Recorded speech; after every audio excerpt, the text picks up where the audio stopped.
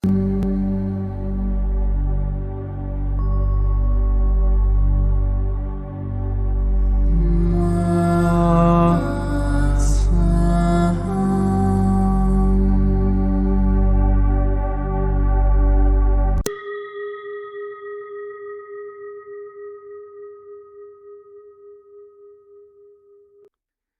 qui suit est la transcription d'un échange entre Mathias De Stefano, désigné ici comme moi, et son soi supérieur désigné comme je suis. Dans cette capsule, la voix féminine incarnera le moi, tandis que la voix masculine représentera le je suis.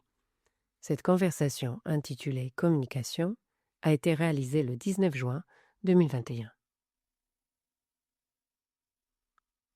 Ça a été très fort pour moi de pouvoir voir d'où viennent mes addictions. Mon esprit m'a ramené à des moments clés que je n'aurais jamais pensé liés spécifiquement à mes addictions. Et j'ai tout vu très clairement. C'est incroyable de voir comment des choses auxquelles on n'aurait jamais pensé peuvent déboucher sur des attitudes dérivées ou parallèles qui semblent n'avoir aucun rapport et qui, en fin de compte, façonnent ce que nous sommes à long terme. C'est ainsi que les choses se passent dans les organismes complexes. La raison pour laquelle nous perdons de vue l'origine des choses tient à la pudeur dont nous faisons preuve lorsqu'il s'agit de partager ce qui nous arrive. Les traumatismes, les conflits, les situations douloureuses, dans de nombreux cas, sont liés à la honte, à des souvenirs qui nous procurent de mauvaises sensations, qui nous font sentir faibles.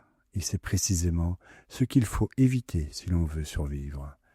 Car dans la nature, la faiblesse est interprétée comme la mort.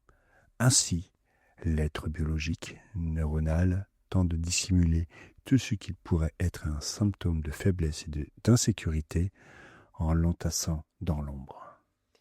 Mais cela nous cause beaucoup de problèmes.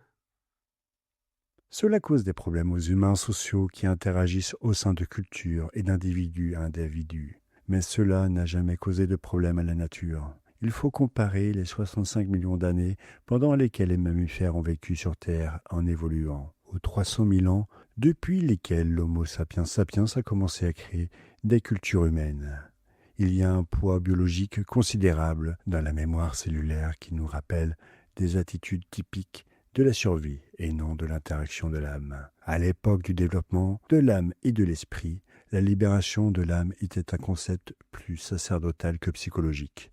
Ce n'est qu'au XIXe siècle que l'on a commencé à expérimenter véritablement avec l'âme au-delà de la philosophie et de la religion, ce qui a conduit au XXe siècle à un essor de la psychologie interpersonnelle et intrapersonnelle qui analyse au-delà des psychopathies et se consacre à l'étude des comportements et de la nature humaine. 100 ans de travail sur l'âme de manière thérapeutique contre 300 000 ans de travail sur l'âme de manière religieuse et culturelle, contre 3 millions d'années d'existence de l'espèce humaine sur les 65 millions d'années des mammifères. Comme tu peux le constater, bien que de nombreux humains à travers l'histoire se soient consacrés à la recherche de moyens de guérir les traumatismes de l'âme et de l'esprit, ils l'ont fait à partir de facteurs religieux et mystiques, et non à partir d'une simple observation logique et objective du développement mental. Ainsi, la manière d'exprimer l'âme était davantage liée à la poésie, au théâtre, à la cérémonie, au rituel.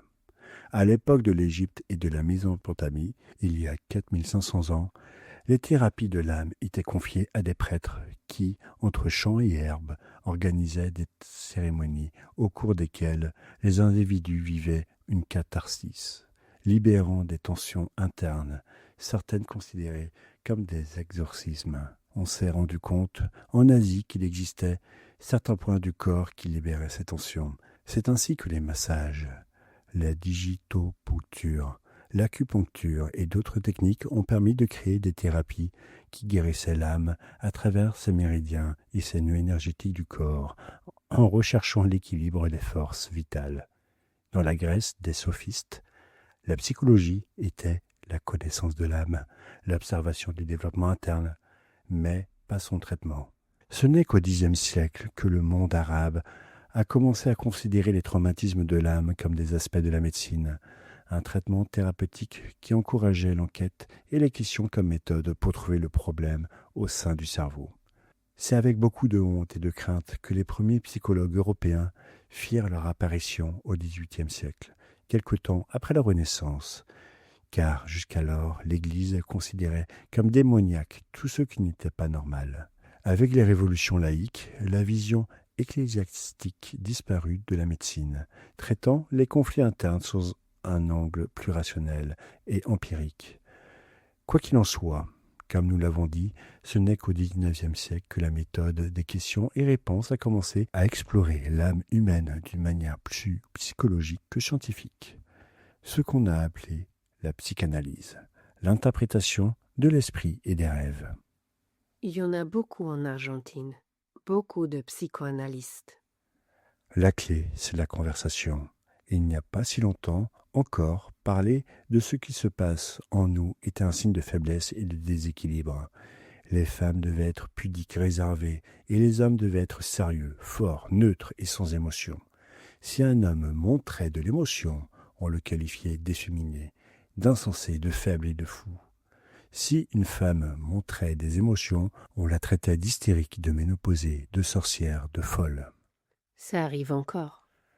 Parce qu'il y a à peine 60 ans, avec les mouvements libéraux, les hippies, la liberté d'expression, beaucoup ont enfin pu exprimer ce qu'ils ressentaient. Pour la première fois, des cercles d'amis ont commencé à se former, capables de partager leurs pensées, leurs sentiments, leurs émotions cachées, et de se soutenir les uns les autres. Et ces mêmes personnes sont devenues des parents qui écoutaient leurs enfants, donnant ainsi naissance à de nouvelles générations qui osaient partager, exprimer ce qu'elles ressentaient. Et les nouvelles générations, après les années 80 et 90, sont nées pour la première fois dans des environnements sociaux où une grande majorité était ouverte à la parole, à l'expression, aux pleurs et aux rires sans limite. Cela a sensibilisé l'humanité, faisant en sorte que les générations suivantes des années 2000 et 2010 naissent en reconnaissant qu'elles pouvaient raconter, parler, dire, exprimer tout ce qu'elles sont et ressentent. Bien sûr, cela rend l'humanité plus neutre, de sorte que les hommes et les femmes commencent à se mélanger comme un même genre, sans distinction entre eux. Ce processus prendra encore plusieurs générations avant de finir par se normaliser, dans certains pays avant d'autres. Mais on constate que chaque jour, de plus en plus d'individus partagent ce qu'ils ressentent. Oui, c'est difficile pour certains, surtout les plus âgés, ou les personnes qui vivent dans des environnements compliqués ou fermés. Mais on peut effectivement remarquer en général, dans la plupart des pays, une facilité plus directe à établir un lien avec les autres, sur le plan émotionnel. Les questions ont incité le monde intérieur à libérer les tensions de l'âme, à explorer l'occulte, en reconnaissant que cacher ses faiblesses ne nous rend pas plus forts, mais seulement plus fragiles. Car ce qui est rigide se brise plus facilement. La faiblesse confère de la souplesse.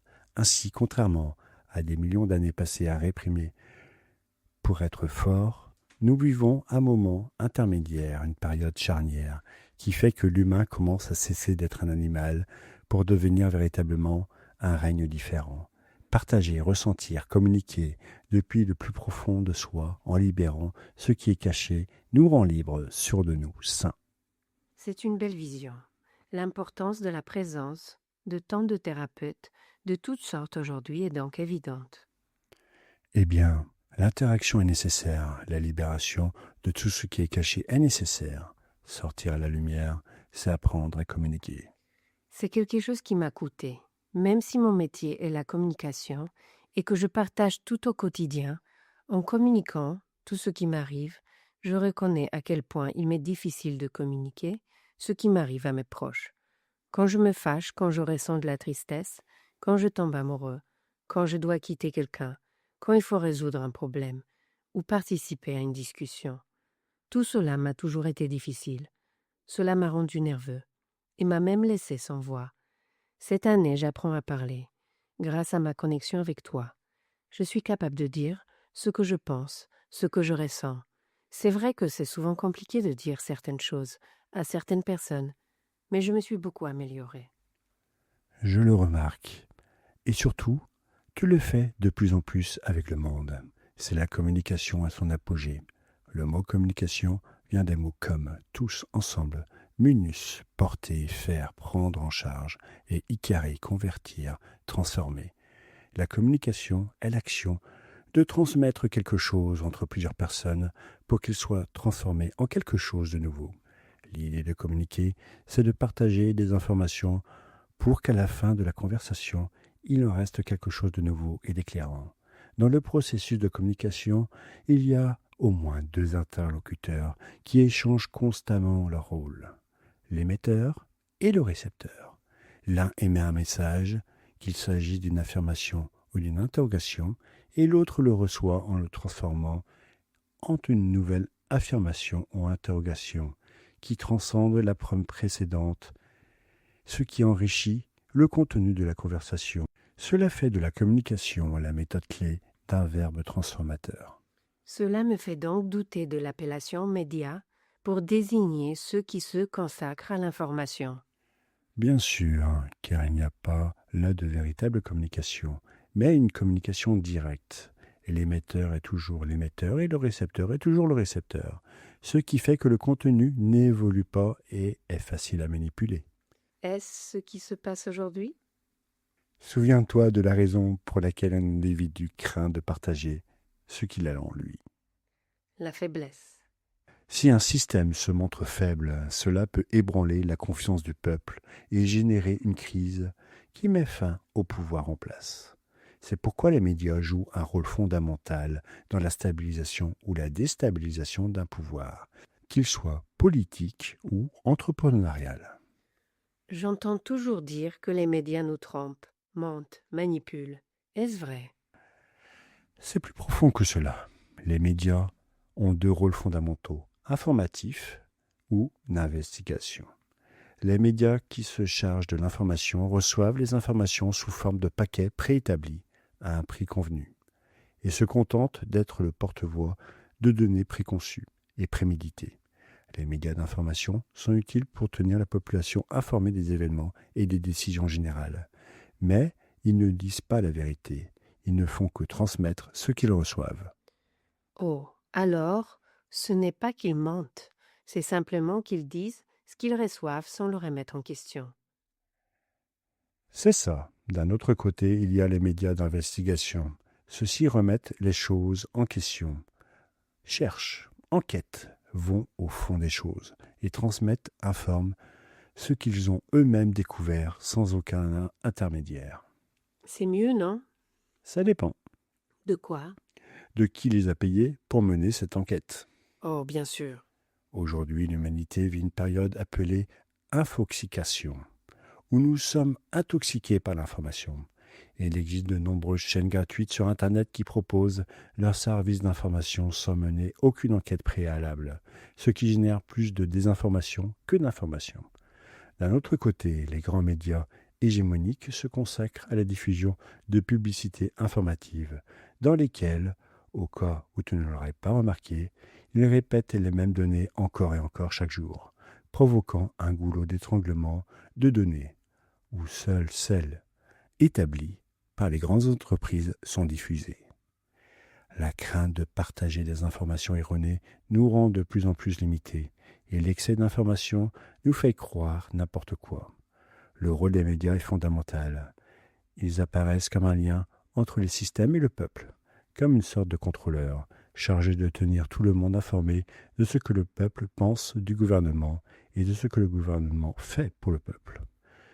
Ce rôle d'intermédiaire est très sensible et facile à contrôler d'un côté comme de l'autre, car du côté du peuple peuvent surgir de nombreuses visions irréalistes qui se mêlent au vrai, et du côté du gouvernement peuvent apparaître de fausses informations et des pots de vin versés aux communicants pour contrôler leurs propos.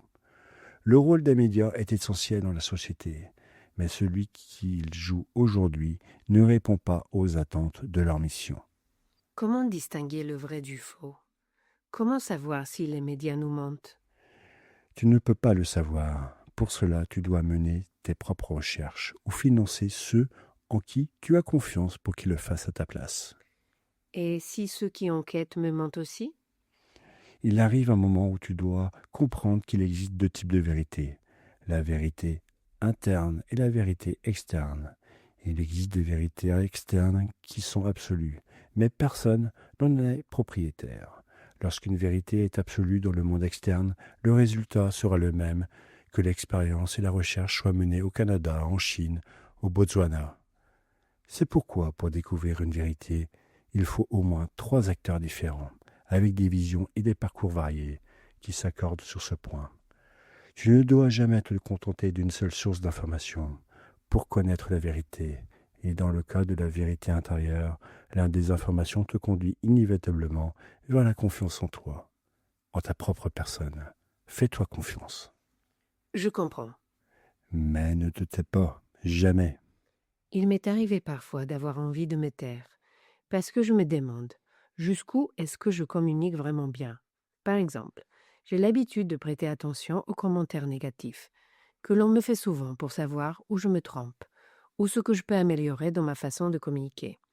Je suis infiniment reconnaissant pour les commentaires positifs, toujours. Mais alors que les positifs me donnent de la force et de la confiance en moi, ce sont les négatifs qui me permettent d'évoluer, de m'adapter. Et dans de nombreux cas, ce que je constate dans les commentaires négatifs, c'est qu'ils ne sont pas constructifs, mais destructeurs. Souvent, je partage mon âme, mes traumatismes, mes addictions ici, avec des milliers de personnes, dans le but de servir d'exemple. Et dans certains cas, ce que je reçois, ce sont des commentaires critiques, centrés sur moi, et des conseils pour que j'améliore ma vie selon leur vision. Ou bien, d'un autre côté, ils se posent en justicier face à ce que j'ai dit, alors qu'ils n'ont pas bien lu ce que j'ai écrit. Et si je leur dis « lis bien », ils prétendent l'avoir fait, qu'ils ont bien lu, mais je sais que ce n'est pas vrai, car ils n'ont pas compris ce que j'ai écrit. Alors même si ce genre de commentaires ne représente qu'1%, c'est sur eux que je me concentre pour m'améliorer, mais je me rends compte que ce 1% ne changera jamais d'avis, car c'est leur personnalité, et je ne peux pas plaire à tout le monde. En tant que lion, tu cherches à ce que tout le monde comprenne et accepte ce que tu es, et cela n'arrivera jamais. En tant qu'ascendant Capricorne, tu penses toujours pouvoir t'améliorer, car rien n'est jamais suffisant. Mais laisse-moi te dire une chose, ici tu dois écouter ton âme, ta lune en Sagittaire, qui te rappelle que c'est un jeu et que tu ne peux pas faire en sorte que tout le monde gagne ou s'amuse. Tout le monde n'aime pas les règles du jeu. Il y a des gens qui jugeront les échecs racistes parce qu'il y a des pièces blanches et noires. Et même si cela n'a rien à voir avec le racisme, leurs idées resteront immuables. Vas-tu pour autant arrêter de jouer aux échecs ? Non, Va-t-il cesser de pleuvoir parce que quelqu'un préfère les jours ensoleillés ? non, Il y a ceux qui ne voient que le jour de pluie alors que les 6 autres jours de la semaine étaient ensoleillés. Tu dois profiter de cette pluie pour arroser les plantes. C'est pourquoi il est important que tu libères cette pluie en toi. Lorsqu'un individu exprime ce qui est caché, les ombres, le chagrin, il ne faudra pas longtemps avant que les interlocuteurs apparaissent pour répondre à cette nouvelle information. Mais c'est pour cela que tu grandis. Personne ne te demande d'être fort, ferme. Personne ne te met le poids sur les épaules de soutenir le monde sans tomber. Personne ne t'interdit de partager ta faiblesse. Communiquer ce qui est en toi te libère toi-même et libère les autres. Libérer le poids que tu portes dans tes ombres peut effrayer ou mettre en colère certains, mais en libérer beaucoup d'autres. L'un des grands défis de notre époque est d'apprendre à communiquer depuis l'âme, et pour cela, il faut transcender le jugement. Alors identifie les jugements, mais ne les adopte pas. je comprends, merci. Tu n'as besoin de l'énergie de personne pour exister, pour être, car tu es énergie éternelle. Tu ne dépends pas des autres, et pourtant, c'est le partage avec les autres qui te rendra libre. Je m'ouvre au partage sans crainte, à communiquer ma vérité, à communiquer ce que je suis en me libérant de la croyance, en communiquant au monde l'être que je suis. Parle-moi, raconte-moi, dis-moi. Je serai toujours à ton écoute.